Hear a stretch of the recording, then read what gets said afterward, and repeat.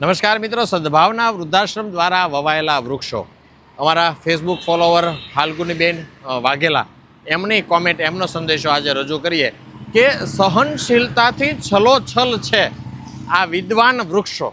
એમણે એક જ વાક્યની અંદર ખૂબ સારા શબ્દો વાપર્યા છે કે સહનશીલતાથી છલોછલ.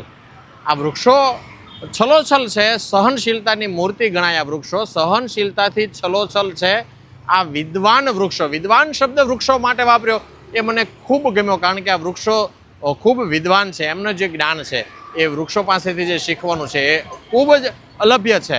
અને સહનશીલતાની મૂર્તિ ગણાય વૃક્ષો, કારણ કે આપણે એને ખૂબ નુકસાન પહોંચાડીએ, એમને નુકસાન કરીએ, એમને હેરાન કરીએ, એમની ડાળો કાપીએ, એના પાન કાપીએ, એનું ઝાડ થડ કાપીએ, એમને નુકસાન કરીએ, એમને ઉછેરમાં અવરોધ કરીએ, આપણે ખૂબ નુકસાન કરતા હોઈએ છીએ. તેમ છતાં વૃક્ષો આપવામાં જ માને છે. આપણે ગમે તેટલી એને હાનિ પહોંચાડી, પણ વૃક્ષો આપણને ફળ આપે, ફૂલ આપે, છાંયડો આપે, ઓક્સિજન આપે, ચોખ્ખી હવા આપે, સારું વાતાવરણ આપે, સારું પર્યાવરણ આપે.